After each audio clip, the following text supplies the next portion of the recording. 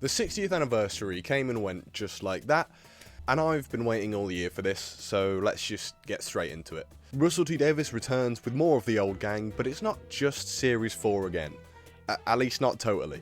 The show has never looked better. Yes, green screen and effects aren't always top tier throughout these 3 episodes, but the writing does such a good job, in my opinion, of distracting you of that, and I will take a great story with bad CGI over the vice versa any day. And also, I love it's not just like green screen or effects for the sake of being lazy or easy, they're actually used and integrated really well, even if sometimes, yeah, they look a bit cartoonish. Also, it's great to be able to see what's going on and not just constant close-ups of our characters. These episodes were in the worst possible position though. After an era of Doctor Who that lost many fans and was heavily criticised just as a whole, ending up with having a series that only had 6 episodes. Was Flux 6 episodes? I went to say 8, but I think it was 6. And then that era ending with Power of the Doctor, which had the most amount of Doctors together on screen at a time. And not only that, it had the Daleks, it had the Cybermen, it had the Master, it had old companions, it had all the current modern characters, and now the next episode after that is going to be the 60th anniversary? How are you supposed to do that? And it's not just even that, we've got the switchover of production, we've got the switchover of Doctor, it's a new Doctor. All the circumstances were kind of stacked against them. And I'm sure in an ideal world they would have had Ncuti star in these specials as the current Doctor, or done a series with him first, but he had Barbie and Sex Education, so I doubt that was actually possible. Although I will say, I'm curious what this would have been like with Jodie. So they just had to deal with the card that they were dealt, as we all do, and how did they deal with it? I'm the king. Well, firstly, we've got to talk about the opening sequence. The title sequence is a staple of Doctor Who, so it's unfortunate that I don't love this one. I like what it's going for, and I do really like the visuals of it. I loved the titles in the Whittaker era, but I do miss the TARDIS flying through it. And I really do like what it's going for. I think it's visually grand and stunning in the best way, but the music feels like it doesn't match up with the actual sequence. And then the actual logo comes up really goofily, like really tacky, like there's no effects on it, it just spins and gets bigger, and that's kind of disappointing if I'm honest. And maybe that's nitpicking, and it doesn't ruin like my enjoyment of these episodes really, but it is, I want a good title sequence on my Doctor Who, you know? And it's not like this is necessarily a bad one. I enjoy most of the title sequences, I just don't love this one. Yes, Donna, destruction of London? Oh, I'll show you destruction, mate. But anyway, the Star Beast acted kind of as a series opener. It doesn't have any hallmarks of our usual regeneration stories. It jumps straight in, as well as acknowledging all the questions that we have going into it, such as why has Tennant's face come back, how he's ran into Donna instantly. But this is just a good Doctor Who episode.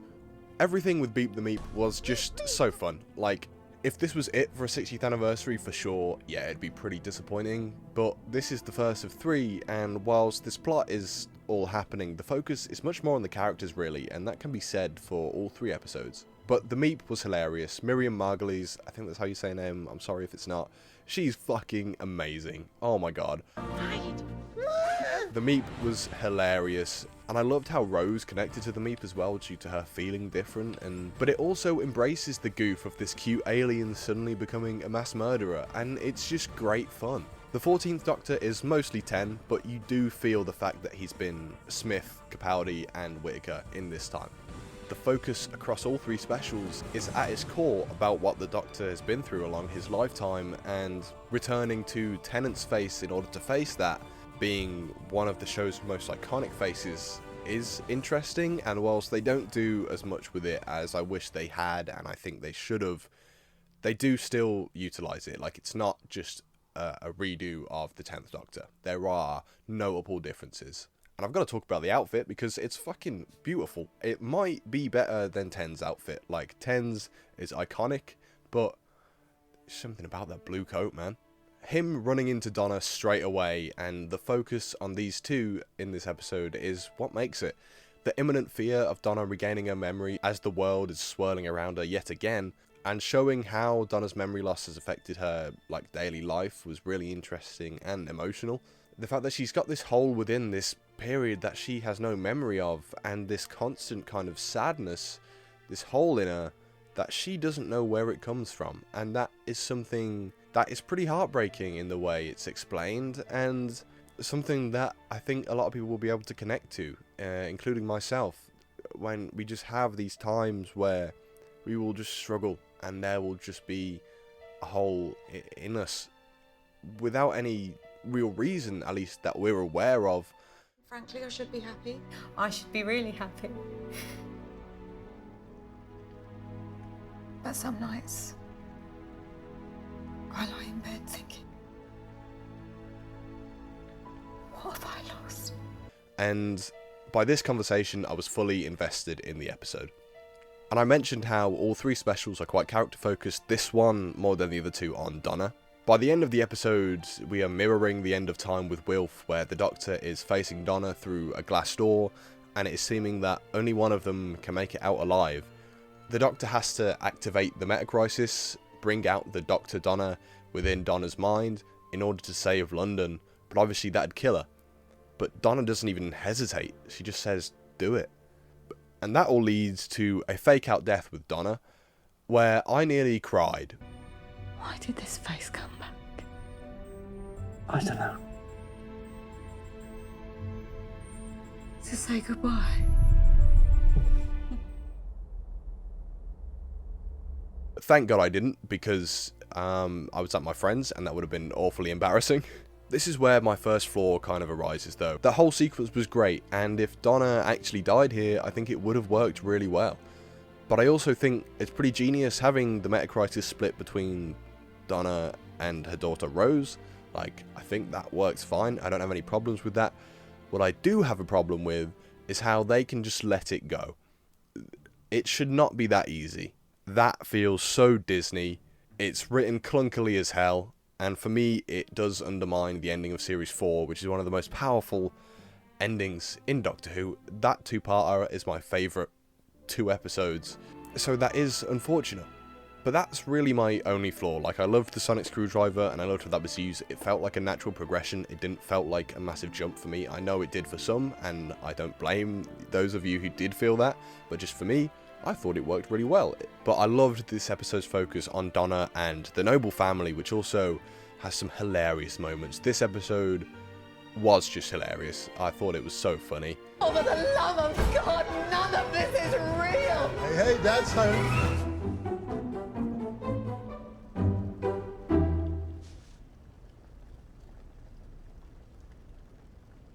Something smells nice. Tuna Madras. Meet me. So yeah, the rest of it I had a really good time with. It's really just the handling of the metacrisis that I have a major flaw with. The rest of it is just a really good Doctor Who episode. It's nothing spectacular, but it's just really fun. So then, after this, we went into the Wild Blue Yonder. Here we are, having a coffee. What's going to go wrong? Oh my God, After the hilarious ending to the Star Beast. Now this episode is just a fucking trip. Now I know a lot of people have a lot to say on this episode because we knew absolutely nothing about it, less than we even thought, because a lot of the trailer footage was all from the Star Beast. We basically knew nothing about this second special. So a lot of hype was left to build on its own for this one, and I fucking adored it. I think it might be my favourite of the 3, and I know that's controversial. I absolutely love this episode, and I don't think it's like better than the heights of Russell T Davies' past era, but I just think it's quality. I say I think because the giggle is also really good. We're jumping ahead though, and before I start talking properly about Wild Blue Yonder, I do want to mention the big bad Chibnall era. We really never got a look into what that Doctor was going through. I love Jodie. I think she's a brilliant actor, and I wish she was given the moments to shine that she absolutely would have in. And she does have moments, and she's great in those moments, and she's great with what she has, but what she has isn't much. And despite everything that happened to her in that era, we never got a look at her and how she was feeling, how she was coping with it. The Timeless Child and the Flux, like Revolution of the Daleks, I think tried to deal with the Timeless Child and just didn't work at all. So this episode is kind of our first look at the Doctor dealing with these things over the past few years. And I'll talk about that a bit more in the giggle as well, but we actually turn negatives from past writing into something positive now, which I really like.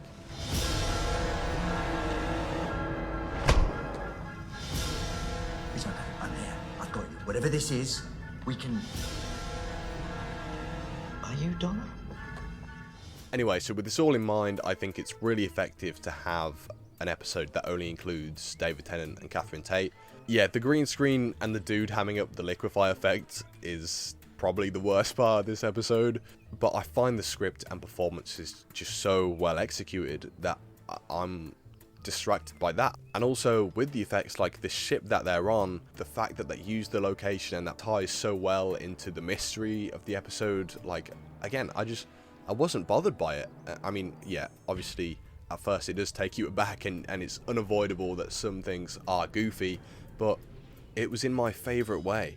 That first sequence where we are intercutting between the Doctor and Donna in different rooms and the creeping realisation that they aren't actually with each other is masterful. It's unsettling from the get-go and very quickly turns up the tension before just absolute panic hits. The long arms and the performances from both are so uneasy. It's amazing, I love it, and yeah, for sure the following chase doesn't have the best effects, but it's pretty brief, and then we make our way back to the safety of practical sets, so it's all okay.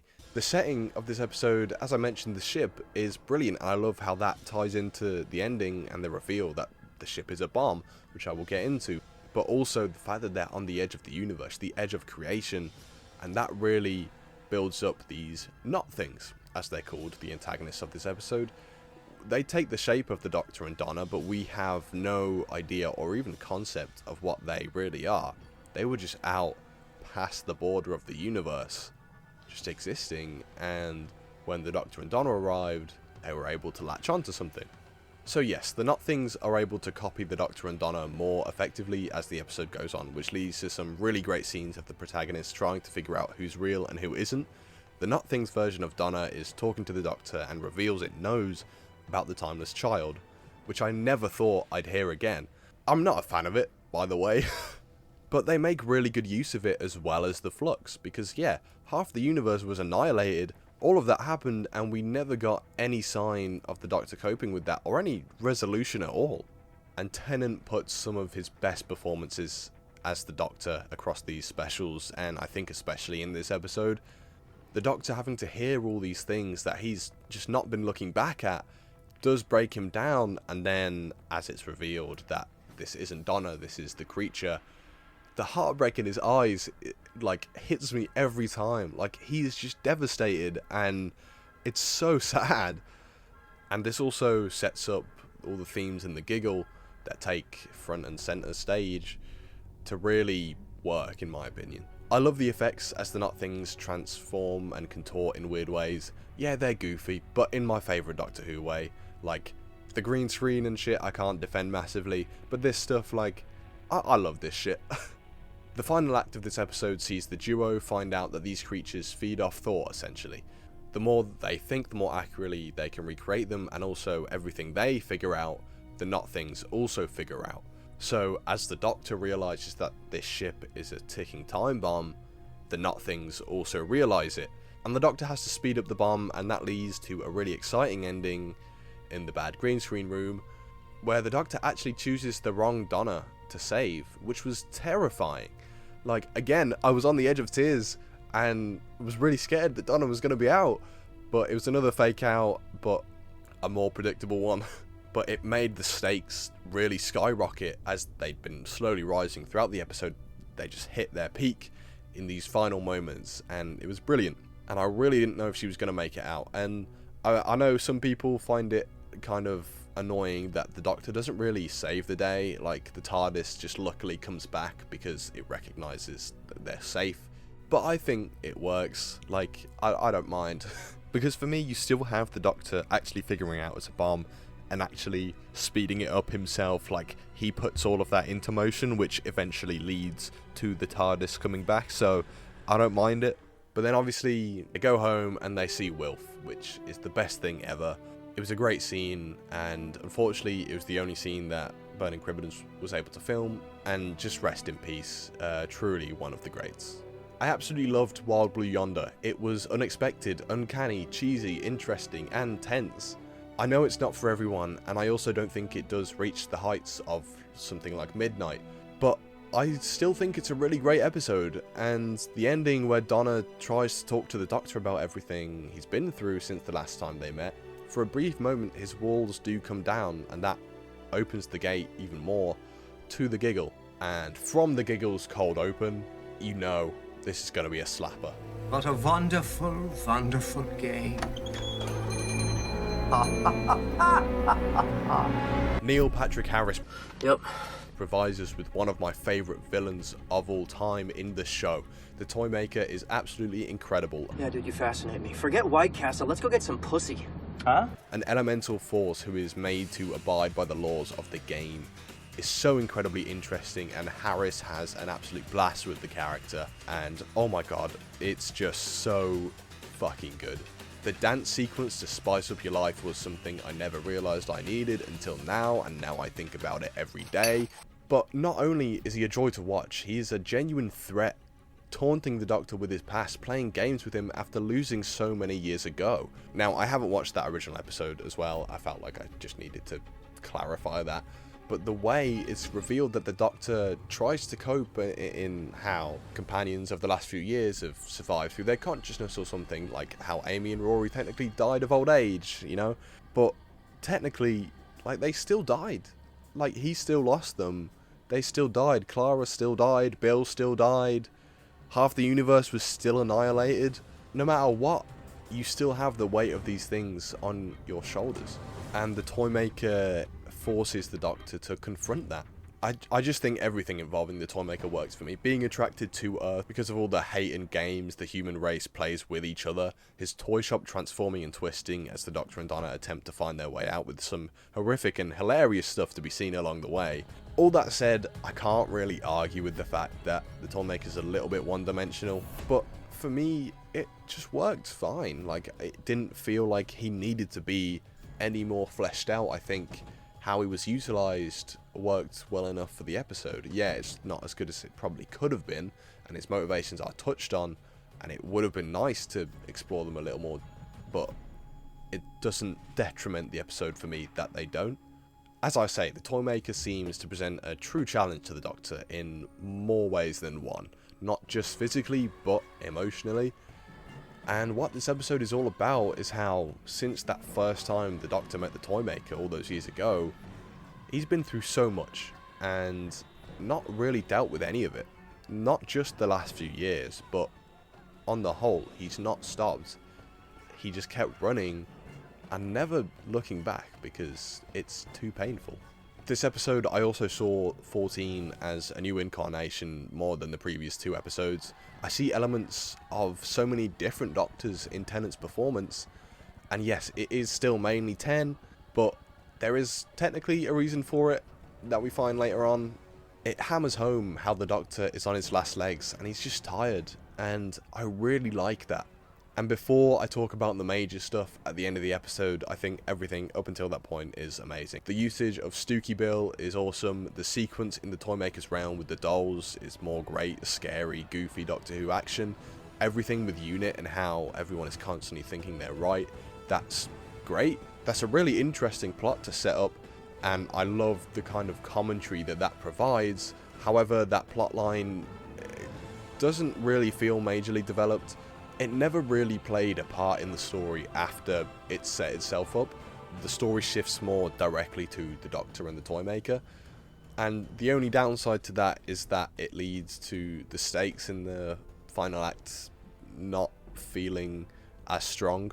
Like, these final moments would have hit a lot harder if we'd seen the problem getting worse. Tennant and Harris are great opposite each other. There is just such a strong tension when they're on screen together. When they first meet in the street and they're dancing and the Doctor doesn't recognise him, but then when they meet again in the Toymaker's shop and he's throwing balls at the Doctor increasingly faster, it's so tense and sets up the final act pretty well, which I also really enjoyed, seeing the Doctors playing catch. Whilst it feels a little too easy to have beaten the Toymaker that way and lucky, that also somehow feels quite fitting for the Toymaker to lose in that way.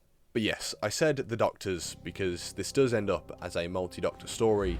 In a genuinely shocking moment, the Toymaker shoots the Doctor. The lead up to his regeneration is great, but then he doesn't. It's another fake out, and he bi-generates, which is a new addition to the lore, which we all know how well they go down. But yeah, so Ncuti Gatwa's 15th Doctor comes out from Tennant's 14. How this is executed is amazing. The shot where it goes over the both of them is awesome, and Ncuti is incredible. I'm going to absolutely love him as the Doctor, I already do. And having a multi-Doctor story with the next Doctor is great, but I just don't want this to become the norm, which Davies implies on the commentary track, and that is kind of where my main concern comes from. From the episode alone, I quite like it, but we really need this to be explained and explored further, because with what we've got, I have to admit, it kind of just broke my brain. Everything is very loosely implied, and that's my main issue with this episode. I feel there are threads here that should have been in motion across all 3 episodes. It's hinted that the Toymaker is the reason for the bi-generation, and it's also hinted that he had something to do with the Doctor's backstory becoming a puzzle, but we're never really told how bi-generation works. We're told it's a myth, and it's not meant to exist, but it does, and nothing more than that. How I think from what we're given in the episode, and how I hope, honestly, is that eventually when Tennant has kind of dealt with all his grief and his pain, he will regenerate normally into Ncuti and end up back at that point at the end of this episode, or that there's another converging point where 14 becomes 15 down the line, because 15 says that he's okay because 14 fixes himself, and if that's the case, I think it's brilliant. So yes, now there's 2 Doctors out there. 14 gets to retire with the Nobles. The fact that the Doctor is finally having to come to terms with his trauma and stop running from it is really strong stuff, and because he allows himself this time, it means he can find himself and move on better than ever. And I think that is all kind of just beautiful. However, it is absolutely weird that 2 versions of Tennant have got a happy ending, and it feels very biased. There's no way it can't. I don't mind giving a chapter ending to the Doctor's story so far so we can start fresh. I mean, that's pretty much the same as how Moffat rebooted the universe in Series 5, and how Chibnall just ignored everything in Series 11. That's not new. The production team will often just take things in their own direction, which is how it should be. I don't think creatives should be tied down to different things. And this does serve as more of a reboot than we've ever had before. But as it stands, I guess it just kind of felt unnecessarily complicated, especially after having all the Timeless Child stuff still in relatively recent memory. We could have just had Ncuti come from the future or something, and it's not as show-breaking or character-breaking as the Timeless Child, and I don't hate it at all. But I guess it's just kind of weird and worrying, and like I say, more than anything just felt unnecessary. Death is a core integral part of Doctor Who. Anyone who knows me knows how important that kind of is for me, and I assume this is them just starting a new story, because even someone like the Doctor can't keep running forever. He has a breaking point, and it makes sense that he'd reach that now. These specials to me are kind of like the bridge between the Doctor's pain and his fresh start, which is fine. I'm more than happy for that to be the case, but only time will tell how effective it was. So now we're at a point where we're really starting out again, in a more positive way, which I'm more than okay with. And it is refreshing to have a positive story and theme that really connected to me about self-love and self-care. And again, I was at my same friends watching this episode, and I was back on the edge of tears. I really enjoyed these specials, honestly. I think they are pretty flawed, but for the most part, they worked more than they didn't.